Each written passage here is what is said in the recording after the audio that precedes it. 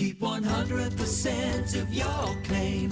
G4 Claims. If you've been hurt in a road accident that wasn't your fault, you should really talk to G4 Claims first.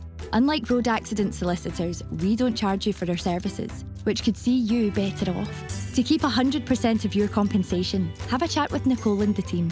You'll be glad you did. Search online for G4 Claims. Keep 100% of your claim. G4 Claims.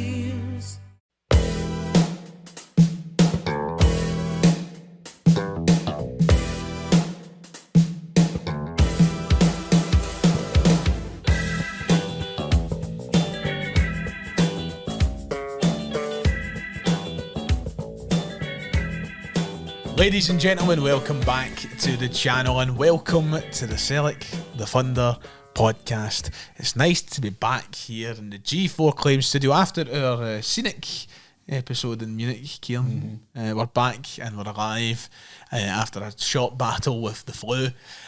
Munich was fun though. It was nice. It was. You're saying change of scenery. It's back to the warmth of the G4 Claims studio compared to that Baltic Olympic bar. It was nice, so people enjoyed it. People seemed to like the... People also did point out saying I was morphing into Anthony Gordon. That was one of the most liked comments and one of the most liked comments on podcast history. But it's like, now that somebody said it, it's the side profile. It's like for the side. I can't win, man. Like, I mean, but when I was heavier, it was Lewis Capaldi. It's fucking Anthony Gordon. Nothing wrong with Anthony Gordon. Baller, I guess. Aye, baller. Scouse. Scouse. We apologise to any Scouse viewers. Listen, I like Anthony Gordon. I think he's a great player, and you should be charmed. Charmed. Charmed. Charmed. I took him at my PL team though. So. It's nice to be back in here. It was a good episode. Other than that, Kieran, how you doing? Hello, welcome to the show. I mean, back to the sobering reality of life, isn't it? Going back to work. But I mean, like, you get a few days away, you forget that you actually have to go home and do a job. Back to the sobering. You're back to being in the office. It's awful. Sobering reality. But we're back here on the bright side of things, talking about Celtic. Yes, we're talking about Celtic, and things just keep getting better at Celtic, despite defeat at the weekend, which I guess will come up in our conversations.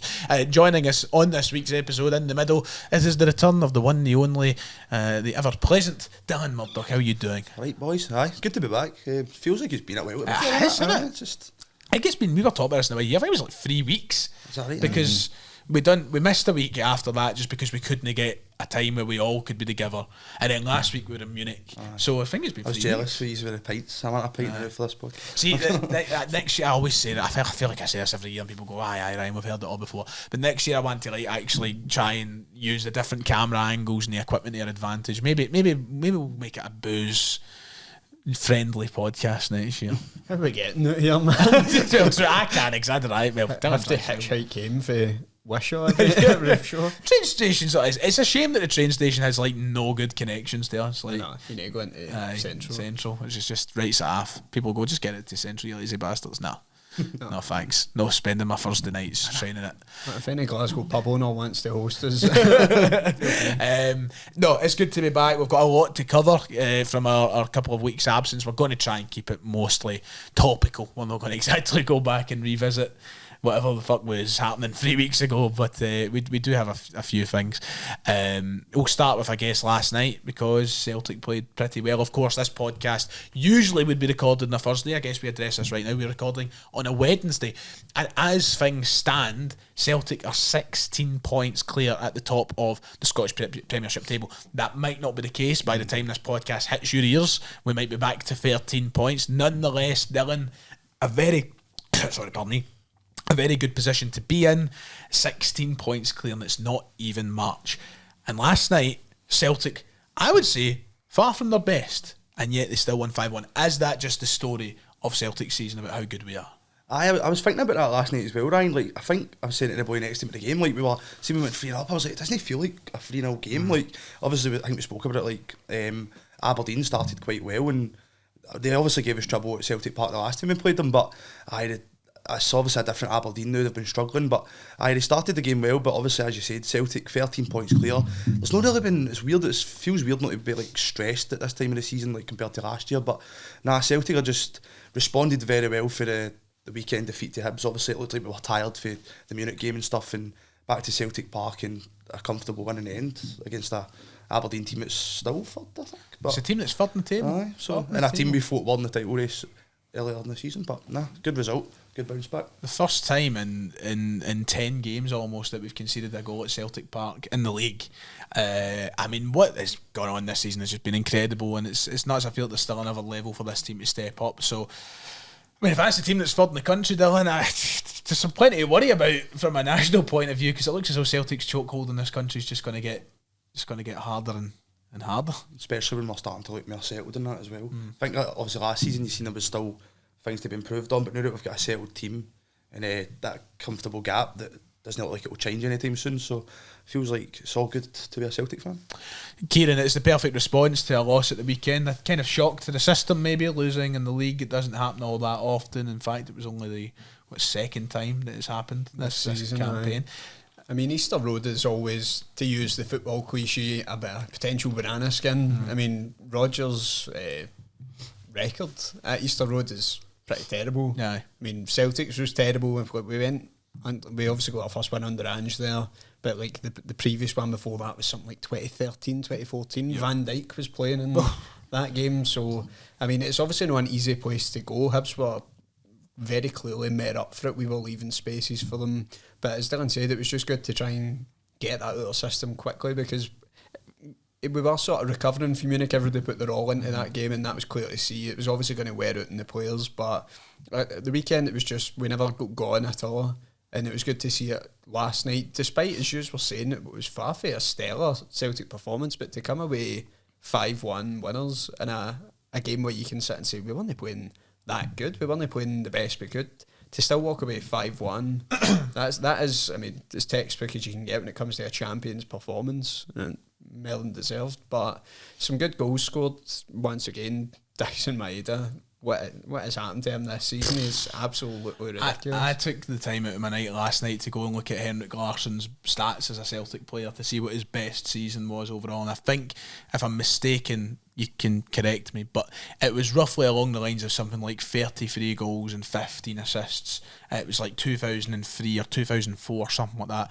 I think that was his best goal contributions total in a Celtic shirt for a season. And Maeda's not far off that. And the way it's gone, it looks as though he might break that. See, it's mental as well, but look, with all the goals he scored this season and assists, he's only scored like 11 in the league. It feels just like so much more than that. It's just because, like, for the past couple of months, it's just been constant. Every game he's either getting an assist or a goal, or sometimes 2 or 3 combined. Like, it's just ridiculous form, and he's somebody that maybe, I mean, I seen somebody raise the point, I don't know if it was any other Twitter questions, I was just snooping on Twitter earlier, just a general point on Twitter, but it was saying how obviously we signed Maeda, Hatate, Kyogo. Yep.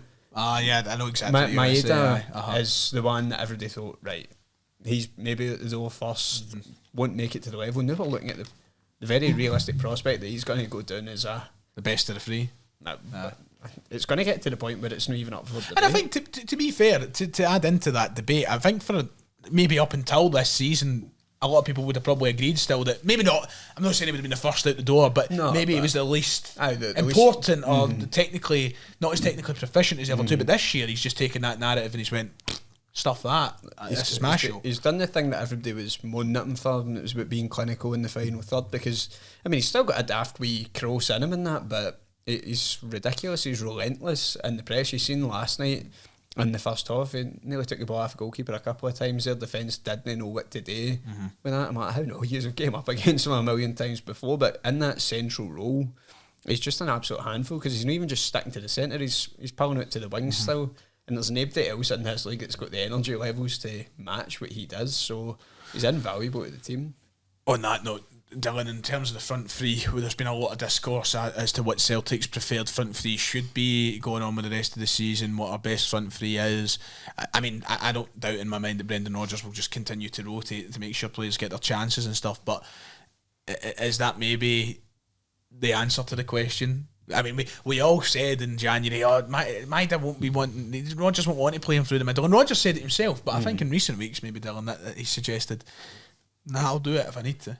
Yeah, definitely. And plus, I think we've seen him play there before, like not just for Celtic. Like, we've seen him play at times for Japan through the middle. And as Kieran says, that one of the key parts of the season is his finishing's improved. So there's no reason why that wasn't a good option, because obviously it's starting to show even more now. He'd already scored a lot of goals, but through the middle he's looking even more dangerous in that central role with the pressing. He's just must be an absolute nuisance for defenders and a nightmare to mark. So I think the Jota, Maeda, Kun is the way to go against people like Rangers and that, and just it's a really good front three, a frightening front three to be up against, and if they're on top form like that. Is the player of the year debate finished? See, I was actually thinking that This last seems to night, be because one it of was the- always between Kun and Maeda, but I think obviously recency comes into it, but the levels he's put up this season, I think he's going to pull away quite a bit for, I'm not saying Kun won't be up there with the stats and No, that, of but I course. just think performance-wise, it's going to be hard to see past Maeda for player of the year, like currently. And it's when we were talking about playing him through the middle against Rangers, I'm like, James Tavernier is breathing a sigh of relief right now. You'll be having the best day of his life. Now he just has to March come up 16. against Jota again. Oh God, beautiful. What about you, Dylan? Do you think that player of the year conversation is just swaying mightily towards him at the minute? I think as much as I love Kun, because I said like a couple of, maybe last month I would still have gave it to Kun, but it's just Maeda just can't stop impressing me, to be honest. Like, even when you think you see people have off games here and there, it just doesn't feel like he's ever going to do that. Like, even you've seen it in the past when like 5-6 nothing up, the guy just doesn't stop. And he's just unbelievable. He just feels like an extra man a lot of times as well, and that's why we were worried he was going to be a miss against Bayern, but he wasn't. So absolute key part, and he's even the key part in the goals against Bayern as well. Just stuff like that, just unbelievable player. I think you can argue that lifted suspension was just so huge. But not even argue it. I think it's fact. It was just such a huge lift for Celtic in the night. I think if he wasn't there, maybe we wouldn't have had the same chance of success that we did. He was just so influential to where we ended up being 1-0 up. Nearly. We'll come to it. We'll probably I'll discuss pose it. the question again, but is Maeda a player that you see other teams looking at for a bigger league and taking? Because we always said that Kyogo wouldn't be, but he can't keep playing this well and no attract interest. Like, I understand people write off like playing in the league and that, but they've seen him do it in the Champions League now. Is this the sort of thing we're going to need to be worried about Dyson Maeda leaving in the summer? Is this a realistic possibility we're facing? I go down, take the flare. I honestly don't see why now that you've said it, because I always thought every time you spoke about Maeda, like, but Kyogo's get the finishing, Maeda's just get the pace, the energy and that, but he's just raising his game in all aspects to become better and better as it goes on. So if he keeps playing the way he's playing, as in scoring 1 or 2 goals a game and stuff like that, then he's definitely going to attract attention. And I think he was our top goal scorer in Champions. Well, He was. I think there was a stat. Did he not beat Larson or something? Missed in the season, was it not? Something like So that, just which is things insane. like that, and he's scoring in the big goals, Listen, he's big games as well. Yeah, he's 27, so he's got a long way to go. And I mean, with the way that he runs, God, he could be like, you know when that like Nakamura played till he was like 43. I could see Maeda doing Was there that. no like a Japanese player that played in his 50s and he as keep well? himself fit. If he can still run that at 40, I'd still start him now. Listen, we've got to face it, and I'm not here. We don't do this podcast to help punt our best players. If anything, I would do the exact opposite. Don't sign him; he's terrible. If anybody from any club is watching, he's wank. Trust me. But we're going to have to accept the harsh reality of things that teams will be looking. They've got to. Those numbers are eye-catching to any team of any size. I'm not saying that we're going to be seeing Manchester City and Barcelona and all that coming in from in the summer, but you know, Kyogo got a big move to Rennes at the age of 30 with all these injury problems. Now surely there's clubs looking at Maeda and going, hold on a minute, because this is the guy that's been keeping Kyogo out the fucking national team as well. So I don't want to wish for it to happen this summer. No. But I'd put it this way: let's get him on a contract, let's tie him down, let's give him the money that he wants, and keep him here for the foreseeable. I really do not want to see him go. He's just such a crucial part of the Yes. team, and if you said this to us a couple of years ago, you maybe wouldn't have been thinking it, but this season's just been a different level for him. Yep. Before we kind of finish up on last night's chat, I just want to say I have noticed that it is significantly darker over this side of the room, and it is because we do only have the one light today, so please forgive us for that if you can barely see it. It doesn't help that I'm wearing like all black. It's really kind of faded me into the We've lit up the important side of the table anyway. Cheers, so thanks very much. You're just the host in the dark asking questions. I might just zoom it into you two for the whole show and pretend that I'm just a distant voice. One thing that I've noticed about all the football being played is the opportunities that are being dished out to players getting more minutes. Players that we even see on a regular basis, but maybe just not as much. Like Yang is getting a hell of a lot of minutes. We'll come on to him. But we've seen the debut last night for young Jude Bonner as well, who made his competitive debut for Celtic. We've seen, guys coming in out the team. This is a really testing point of Celtic season. We're playing a lot of football and we are relying on numbers. And one of the guys who's thriving at the minute, Dylan, is Yang. Yang has been brilliant, and once again last night another good performance. Aye, and an absolute great goal as well. I feel like every time Yang's coming on, now he's starting to get more.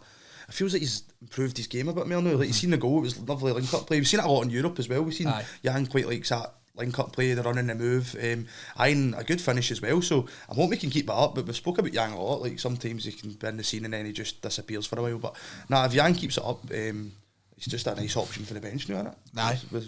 I mean, I think it's good for... I think as a support, we grouped Yang in with Palma as well. And to see Palma, every day was... It sounds horrible to say, but glad to see the back of him. Like, he knew he was going to cut it here for the end of the season. Knew he had no part to play. But Yang, he's stayed in January, and hopefully he can... Like, I mean, you're seeing the improvements every time he's on the pitch. He looks a lot more hungry for it. He's got the pace. He's obviously got a wee bit of trickery about him, but as you were saying, it's about the link-up play, doing the basics right as well. He seems to be growing, and obviously we spoke about how Rodgers improves players. I seen a tweet last night talking about it, and hopefully for the running of the games we've got left, we can actually see a good bit more for him. Another pre-season under the belt, and you just want another arrow here thing for this, because I actually completely forgot the saying there. Another string to your bow, but fucking another arrow. Another arrow to your arrow bag. You got there. Yeah, but it's good to have that option, because even go back about a year, you're looking at our wingers and we are light, very light. We've not got a lot of quality here. Even when Kuhn came in, he obviously wasn't the version of Kuhn that we know now. So to be at this point a year later and you're getting even your fringe players coming in and making an impact, that's what makes for a very strong squad. So it's just good signs moving forward. Yeah, and listen, I'm so glad to see guys like Jeffrey Schlupp coming in making such an impact. Like, there was questions over the depth of Celtic's squad and would it be good enough, and I think the biggest issue was Europe. Now Europe's out the way, we know we have a team that's more than good enough to go and deliver what hopefully will be a domestic treble, but it's one game at a time, I suppose. Before we do move on, any thoughts about the football being played or anything? Just anything. I'll open the flare to you. It could be about anybody or anything, because I'm fucking... What are you thinking about the Jeffrey Schlupp? Like, would you at the end of the season take him if it's yes. Even with Tierney coming in? Like, yes. Obviously the good thing is he can play different positions as well. Aye. I think we can all accept that Taylor's off. I think it's almost certain now, even without the official announcement. And I think that if Jeffrey Schlupp is willing to share that responsibility with Kieran Tierney, it's a no-brainer for me. I mean, I think I'm in the exact same boat, because you see even last night when he inverts, it feels a lot more, it looks a lot more comfortable every day in the stadium. You've got a lot more trust in him on the ball. I hate to sound like I'm pure heart-moan at Taylor there, because Taylor obviously does have good games this season's maybe just not been his best in a Celtic shirt, but I don't know, you've got a certain confidence going down the wing as well. He looks a bit more an attacking threat, even at his age. I mean, saying that like he's a pensioner, he's 32, but if he's still got the pace, he's still got the sharpness, it looks like he can command down that left-hand side and direct people in the back line, and you need all the experience you can get. So I'd be happy for him to be the backup next season. Aye, I'd be happy for him to be there. I think I mentioned this to you and Mark, I think, probably when we were drunk, and we'll just not remember it in Munich, but I was like, this is a guy that's played over 300 games in the Premier League. I am in no way against any shape or form us just signing players who have played 300 games in the Premier League, because I think you just see the quality of them when they come up. Obviously no ones that are 39 and clearly in the way out. Schlupp is a fit guy at a decent age who's still got a year or two left in his legs. Get the players and bring them in, because they know what they're doing. And maybe it helped that he was playing against Michael Elise and they trained together every fucking day at Palace, but he had him in his pocket, man. He had him in his back pocket the whole game. And I'll happily watch that next season, to be honest. I done well at the Allianz. He did. It was a So did disappointment. Rotherham, to be fair. Aye. See, I've seen a lot of discourse as well amongst even like your usual ones that would always say something about like Scotland being a pub league and Right, all okay. that shit, but they're saying like why do more players no day what Jeffrey Schlupp's doing? Like why are players like wasting away in garbage teams in Aye. Premier League when they can come up and play Champions League football and that? And it is something that kind of baffles you because there's this sort of allure about the Premier League and it's the best of the best, and but realistically there's some amount of shite in that league, like players wise. So Aye.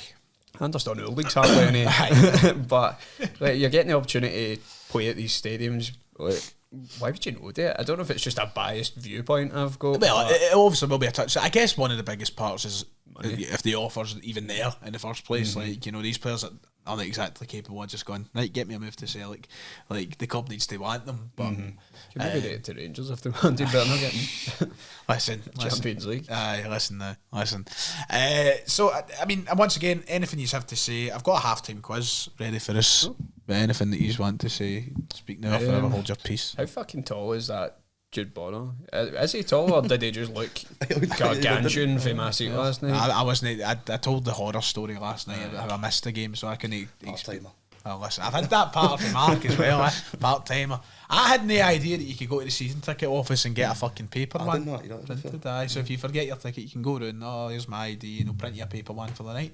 If I knew that, I'd done that. But my mind was like, right, I want to get back for the game now, so I just piled it up to the car. At But least it was on Sky as well. I know, I was glad I didn't need to go home to some terrible fucking coverage. Like, at least I got decent. I say the Sky coverage isn't exactly great, but you know, I got the HD. You know. Anyway, half-time quiz. Of course, we play St Mirren at the weekend. Which we will kind of cover towards the end of the show. I don't even know what the direction of the show is after this. It's just a mishmash of things. It's that point in the year. But we've got St Mirren at the weekend, which means I'm going to do a Who's That Tick.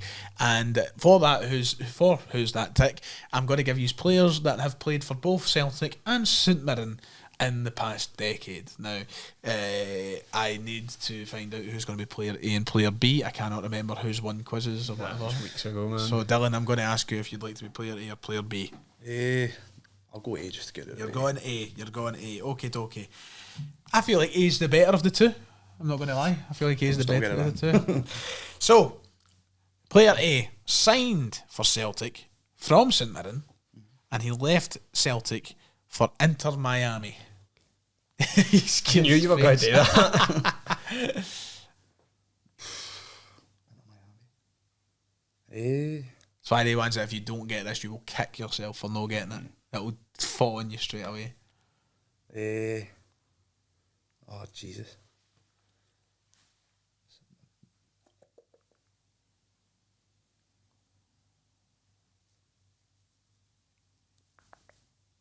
How can I not think, man? My brain's just... Had a couple of loan moves before he left Celtic, but I'll not give too much away. This was the first like player that came to my head when you were saying you were St going to do Mirren. this. Aye. Knew you were going to do it, man.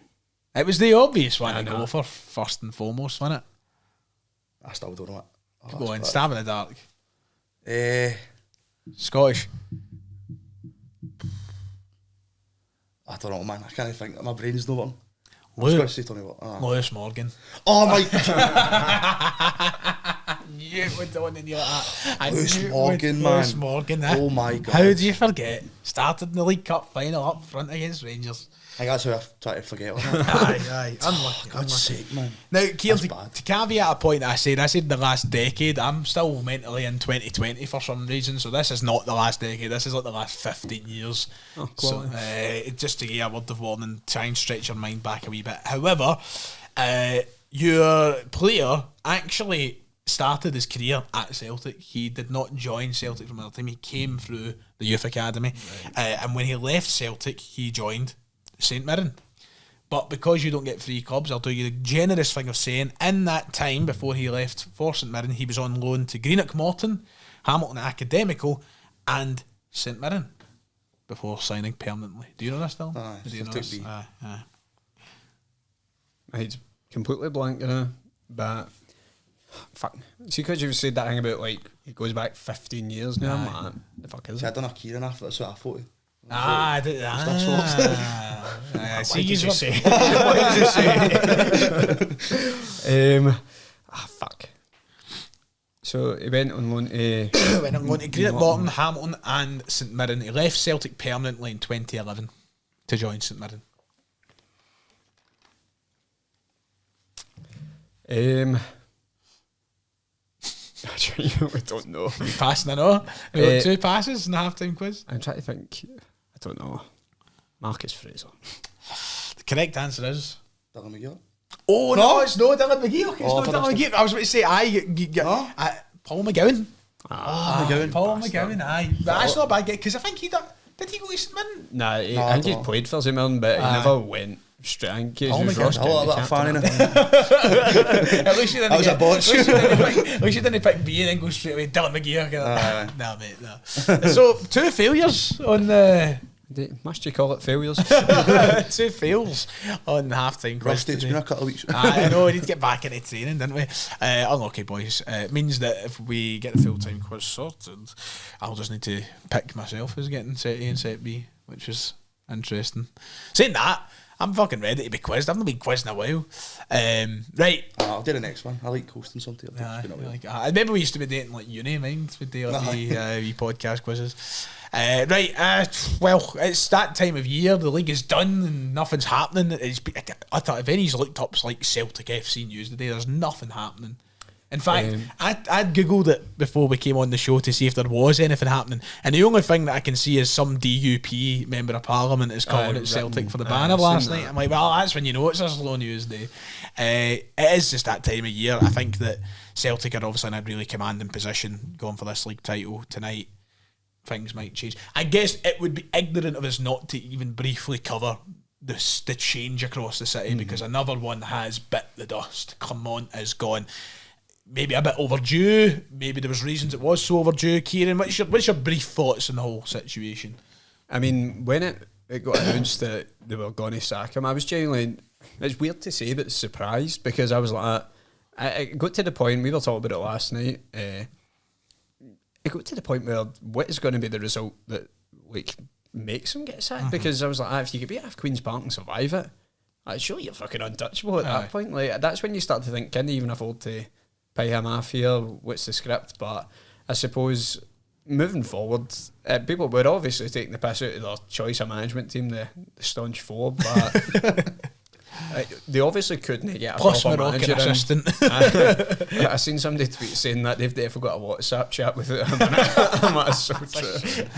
But I mean, they were obviously not going to go out and get a manager the new way. Nothing left to play for this season for their point of view. So I suppose it is just damage limitation now to the end of the season. They're going to... I was saying to somebody last night, the perfect scenario is Barry Ferguson does just well enough to Get the job. Get the job. Neil Lennon-esque in the second one, but... Nae Hampden Showers, but... No. Nae Hampden Showers. Unless they go and win the Europa League, then it could be the fucking... Where's the final this year? Whatever, Showers. Well, the Staunch Brigade have arrived in their orange Ford Rangers, Dylan. They've appointed their caretaker. The Rangers, the Avengers. Yes, the Rangers, the Avengers. What is it, Ned Lasso? He's getting called. I think that's actual quality part. Every day Mark Sports Rangers, that's pure shite Celtic. That's pure class. Whoever came up with that. Are we just getting old? Probably are. But they've arrived, Dylan. Clermont's gone. It's going to be a really interesting derby on March 16th. Aye, definitely. And as Kieran said, I'm surprised they didn't do it. Like, so, I think we spoke about it a lot. Like, a lot happening after Queen's Park. You thought it was a settled time, and it didn't. So we thought he was just going to keep him to the end of the season. But I think obviously the scene St Mirren, it was just nothing. Like, at least Queen's Park, they dominated the game, blah blah. But as you said, it'll be interesting to see the next derby game, to see how that goes. We'll probably see what I like United if it improves, but I really doubt it. But We'll soon see when this gets posted. I mean, tonight is a big game in regards to does he get a sudden lift out of those players who quite frankly chucked it under Clermont. I don't think that's a secret. We've seen the Todd Cantwell's Instagram post tagging James Taverner. It's quite clear that this team chucked it for Clermont long ago. If the evidence wasn't there in the park, then it's there now. Do you know what it brings back though, to make it Celtic related here, because it's a Celtic player. How the fuck did they beat us 3-0 at Ibrox? What happened? We were atrocious that day, man. Like, it was a freak accident or something. we were all over the place that day, man. But the thing is now, and I guess this is the biggest talking point for Celtic fans is how long is it until the cycle starts again? Until we get in the summer, they'll get a new manager in and the cycle begins. Aye. Well, we got the league will be won in July. Yeah. And then When the they've had a cycle couple of starts signs. again. So it's mental, but you look back the past few seasons, That is the same. like it's genuinely The history again and again. books on the shelf are always repeating themselves. It's so true, but Aye. you're at the point now that when they go to play, the night's obviously a massive game. We'll see how that goes. This podcast will be up after the result, but even if they were to win at Rugby Park, it's still back to 13 points. Aye. How many games left in the league now? 10. We're We're 5 away from winning the league. If we win our next 5 games, we win the league, as far as I'm aware. Which obviously includes Rangers. Because that would be the last game before the split. Kilmarnock at home. Aye. So it's in our hands now. Just to, I mean, the league is won. It's won. Tavernier still real captain in it. Surely this is it for him. This has got to be the last manager he goes through. If he's still there next season, they're asking for the rain. I mean, there was all the talk of getting rid of him in the summer and didn't happen. Aye. So. Aye. He'll slap it into them. So I can say, he'll slap it into them. I'm looking forward to the derby. I think that it's going to be I'll tell you right now, they will kick us off the park. Ferguson will have that installed into them like you fucking... I was watching a very interesting video on YouTube yesterday, popped up my recommended, and it was titled something along the lines of Paul Le Guen, the failed Rangers revolution, and there's a whole chapter in the video about Barry Ferguson and his fallout with Le Guen, and just were not on the same page, and Ferguson was maybe the tipping point to him actually getting sacked. Le Guen, they had a big fallout. Le Guen told him, you'll never play for Rangers ever again, because Ferguson thought they were getting too soft. Le Guen banned them tackling and training and all the rest of it, saying it's nothing to do with football we're playing. So Ferguson's going to bring that straight into the team, and at Parkhead, especially if they've got fans in the away corner, they're going to just tackle us off, kick us off the park, and that'll be their style of football for the next few months. That's my fair assessment. I think that's my Will guess. be, aye. I think they'll just be dirty bastards. But some things never change, do they? Aye. So what else have we got to cover before we get into questions? I genuinely don't know. It's I hate this time of the season. I hate it. I can't even think of anything. I get, Off the like, top of my head, like, there's not even a point in revisiting Munich, is there? nah. I don't like to I mean, you It could wasn't lost for you at the stadium, but aye. Don't even you start. could recap Europe as a whole, but I feel like they kind of done the. Aye. The Like sentiment's the autopsy gone, on innit? that, aye. Like, the It was a nice sentiment's feeling at one point when it was like, we actually could put Bayern Munich out here. Aye. And we probably should have, to be honest, when you look back now, but Aye. good, Had our chances. good campaign in the end, I guess, innit? So something to Good build moments, on next aye. year. Something to build on next year. Definitely. And all that jazz. It's just you know. about keeping the squad together, hopefully. Aye. No losing any key people if you do replace them. Well, you think about the podcast recordings we'll be doing in 2 months' time, and it'll be a really kind of wrapping up the season, Scottish Cup final time, etc., and like just thinking about who'll still be here. I mean, we've already heard interest in Kuhn. It's only a matter of time before we hear it in fucking Maeda and Engels and Engels was somebody I was wanting to touch on. I forgot to talk about him when we were talking about last night's game. it's a Like good place to go. his stats this season as well, assist wise. I mean, he got how many last night? 2 assists again. Like, it's just some of the passes he's trying as well. Like, I think he's up to 20 or more goal contributions in the season now. It's nuts. Like people, this is a player that's came in for a lot of stick, and we've always said it's because he's price tag, but he's starting to. I think we're starting to move past that.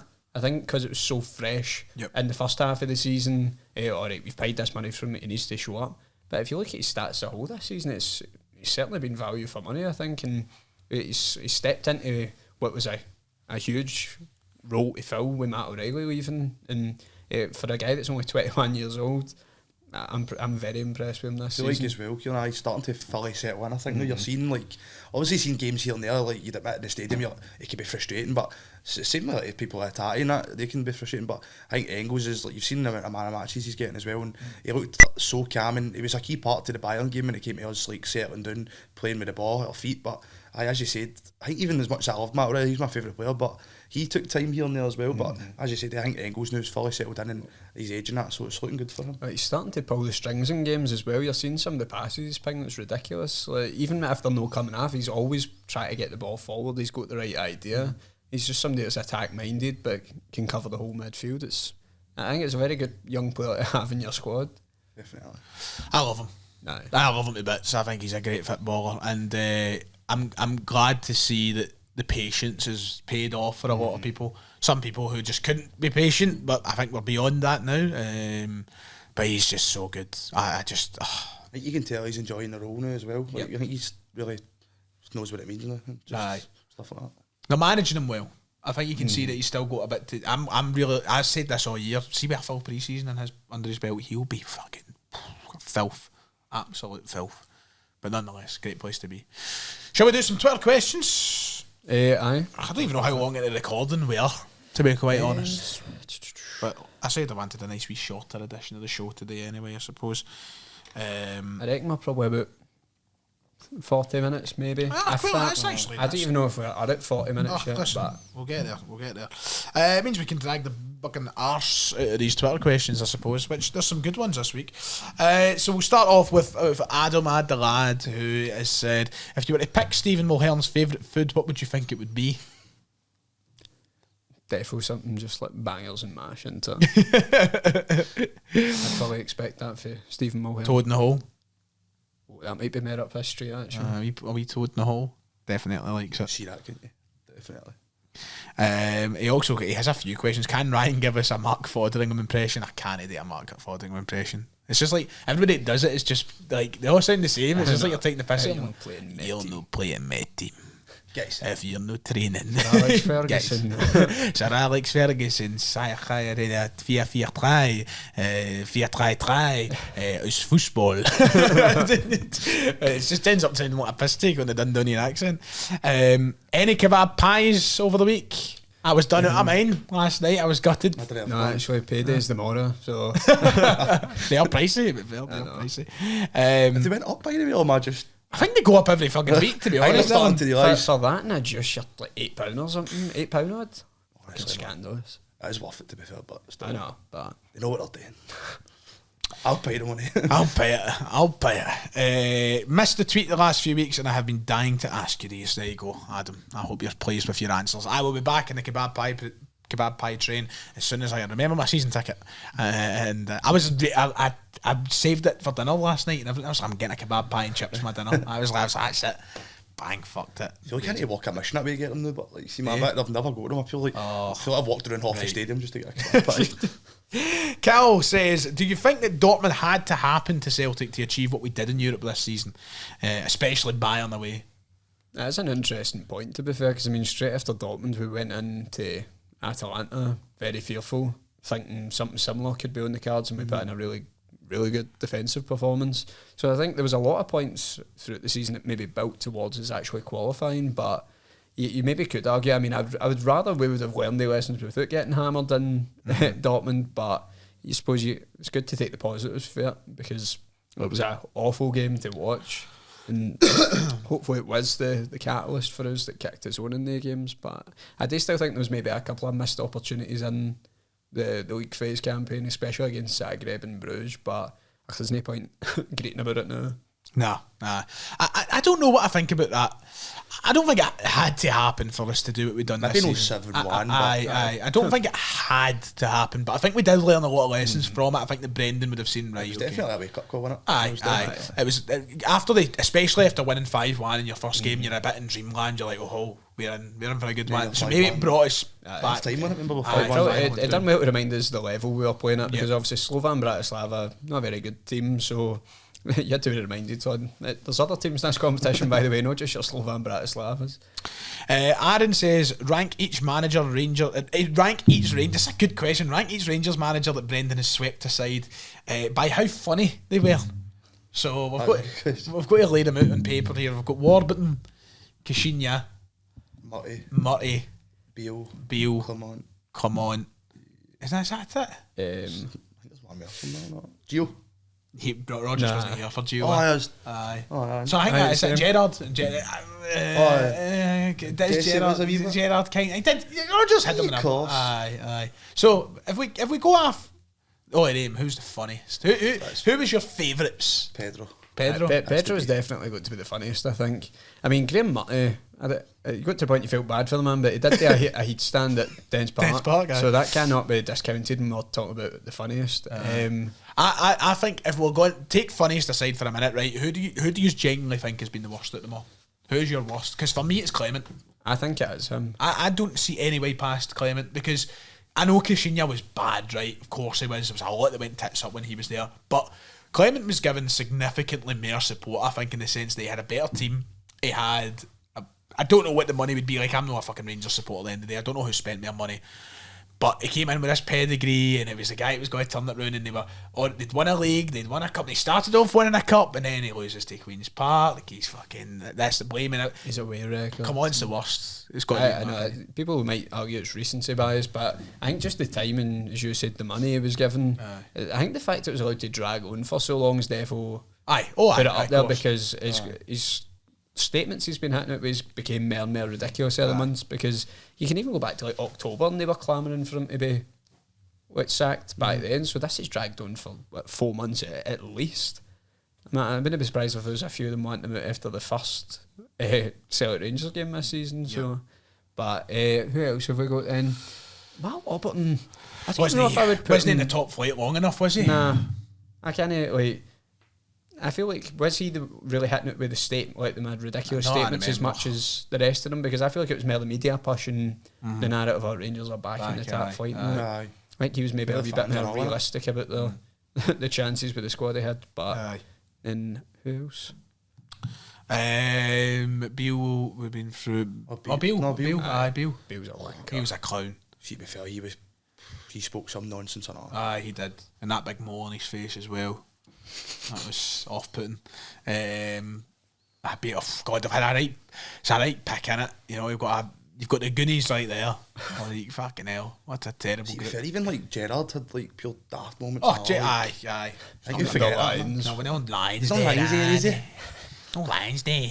I hope he comes back. I hope, I pray. See all that nonsense that he's like, everybody's wanting him back, and I'm like, why though? Like, see that season that he won, we pure shot ourselves in the foot, to be honest. And then you seen it before COVID hit, he was on the verge of getting sacked, losing to Hamilton and stuff. So I don't see that thing about Gerrard being this saviour guy. The thing that this is the third time this week I'll say this in this channel, and I'll say it so openly, they publicly fucking denied his credit of winning a league title, because as soon as Michael Beale was a fucking inch of that job, it was, Beale was the mastermind anyway. They stripped Gerrard of all fucking credit of winning that league title. They are hypocrites of the highest order. So Gerrard will come back and go, it's the guy that won his 55, he stopped 10 in a row. According to you, it was Beale. So, like, who was it? Was it Beale? Was it Gerrard? Was it the guy that put the cones out, or is it the one that you can't fucking understand? I feel like every tweet I've seen of him, he'll bring back the passion in it, and they always put that video of them celebrating after they beat us at Parkhead.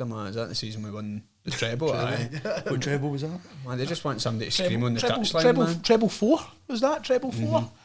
Aye. Nuts. Absolutely bonkers, but nonetheless. Great question, Aaron. Thank you for giving us such a good laugh. Here's a good food question from Roseanne, who has asked a few cracking food questions as of late. I don't have a strong opinion of this, because I'm a staunch hater of the east coast of Scotland. But food question, your views on the east versus west of Scotland salt and sauce debate?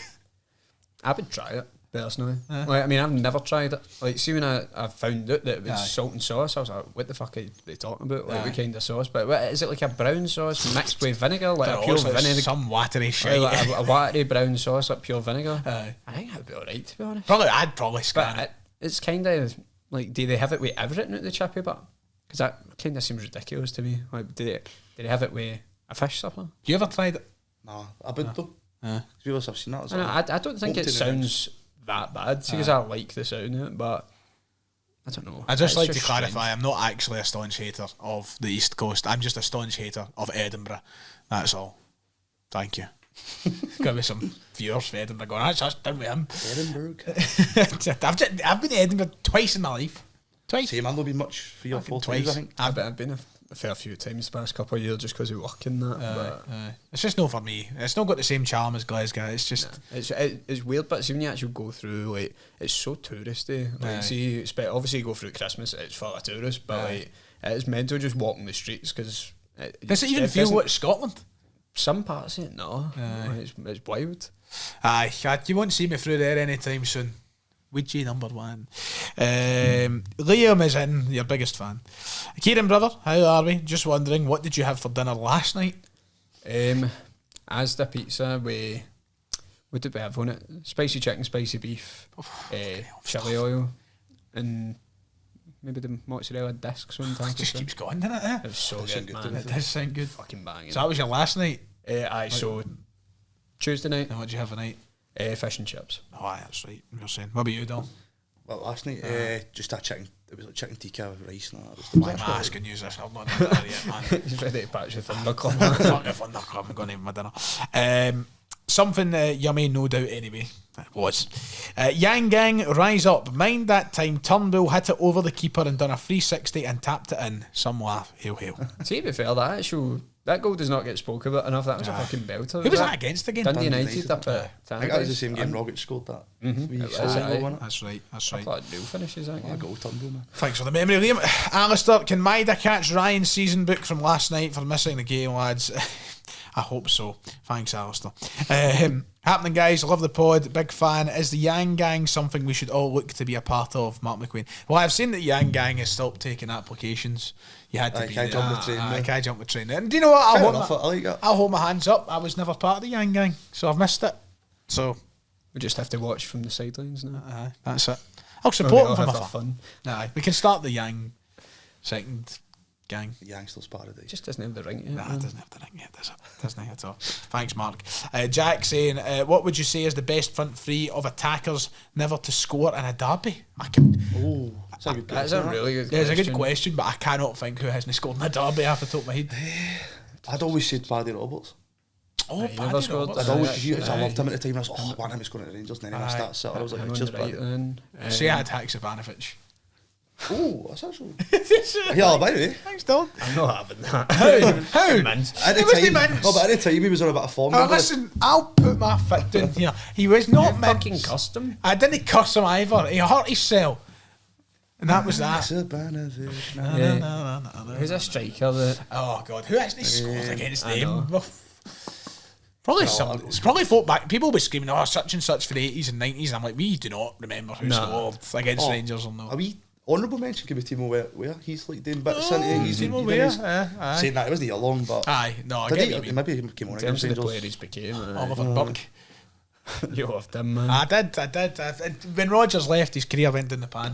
When Oliver Buck came to Celtic, he started wearing long sleeve polo shirts and Tesco to be like him. No, why do you peddle this story? And I think I just started wearing long sleeve. Started wearing tight long sleeve polo shirts. But because I liked the long sleeve bows, and I said these are quite comfy, wasn't it? It hadn't wore one. It wasn't ever because Holly Butter- until January of 2019. Because they were comfy, I thought I fancied a change. Fanboy. Because I sat there and Park and went, you know what? Long sleeve polos in Tesco. Fucking piece. Well, the parties and that, man. Long sleeve. Box office Brodge. Do you think we can win the league? I don't want to get too ahead of ourselves. I always hate saying like aye because like I know. this feels like a time you can I feel actually like see it. I've always been a pessimist. Like, no pessimist, but I don't want to get ahead of myself. Listen, I But went you're at on- the point now where After Rangers beat us 3-0, I went on my match reaction. The first thing I said is we're still winning the treble this year. So this is the. Paddy Pillon plays it or not something. I think so. This is the most confident I've been of Celtic winning a treble in my life. Because every other time I'm always very I restrain myself. But as soon as they beat us 3-0, I was like, we're winning the treble. I just like Rodgers will not stand for this slander, and we'll win a treble. What's it at the cup now, isn't it? Yep. So it's like, see, when you're the only team left in the cup, I feel like I say only team left in the cup, but No, like no, Celtic no, Rangers aye. on there in it, like it kind of feels weird because it's like you then go into the games and Takes an edge off it a bit. it does take edge off it to the point of are we getting complacent and like even going into that cup final against Inverness as well. aye, It's a felt weird too feeling. like aye. I mean, because that game was a lot closer. We than, did not play that well. Oh no, we didn't at all. I mean, Well, was it it was- Jota scored to make it 3-1 at the At, like, end? the very 90th, last- Aye, yeah, the like- last kick of the game, Because basically. he got one back as well, and then it was like, oh, It was a wee bit ropey, wasn't it? It was a wee bit ropey. Right, last question is from Aidan. Do you think that Rodgers always saw Dyson as a replacement for Kyogo for the rest of the season, but thought he'd lose credibility with the support if he said it out in the open? Seems odd how calm he was about us not getting a striker in as soon as the window shut. I mean, it is a fair point to raise because we sat in this podcast and said Rodgers came out and said he wanted another striker. Yep. He's no got it. Uh-huh. But he seems to have been pretty happy just playing. Obviously, it's through necessity having to play him, but he seems to be preferring it. Well, that story did come out that Celtic did try and sign the Slovan Bratislava striker. That it emerged that we did bid, but the structure of the deal was just so far away from what they wanted, and there was no time left to make it happen. So it looks as though we did go for a striker. I think that Brendan's probably kept himself calm through professionalism more than anything. I know he has been in previous coming out and calling out the owners, but I think maybe we've looked at how well we've done against Bayern, and maybe he's been given let me end on this. The fact he's been calm hopefully says to me that he's been promised a hell of a lot of money to spend in the summer. So that's what I'm trying to take from it. Obviously, I don't know that, but just hopefully, because the Champions League was even a good indication that like a couple more signings, a bit more money spent, Celtic could go even further. Like there's no reason why no. Aye. We had a good chance there, and it was just unlucky. It did brilliant, but a bit more like thing me for the bench, a bit more talent here and there. But aye, the team now is brilliant. But as you said, if you spend a bit more money, aye. And on that note, that brings us to the end. Now there is not a full time quiz. Sorry, We just hoping one was going to magically appear. I did go on ChatGPT to get one, but Is it just nonsense? Did you hear that? It's not It was that. kind of funny. I thought that was Edison Lighthouse. Because I don't know why that started playing. It was pure Spence versus Shazam there. I genuinely do not know why. It's not even Spotify. So it's strange. I did get so the first one I done was gave us a quiz about Celtic's European campaign this year. The first question was. Hold on, let me scroll back up to it. First question: which team did Celtic face in their opening match of the campaign? Bayern Munich, Club Brugge, Leipzig, or Atalanta? ChatGPT is fucking useless. I did, and then I asked for a more niche one because I thought the questions were too easy in general. And the niche one does look as though it could be fine, but I don't want to get to like question 9 and it's just a pure pain in the arse. So we're just going to get a bye this week. Plus, we want to get it up tonight and all the rest of it, and we've got a Thunder Club to record. So we'll be back with our quizzes next week. Let us get back into the swing of things. On that note, Kieran, thank you for Pleasure as always. It's a pleasure. Dylan. cheers, mate. Good to be back. We should be back. I mean, what is next? So we've got St Mirren at the weekend. Cup weekend next weekend. Cup weekend, so Hibs. We've got to preview on Sunday. Got to preview the game that we just lost at Easter Road. So, aye, thanks for watching. Give us 5 stars and all that jazz. We'll see you all next time.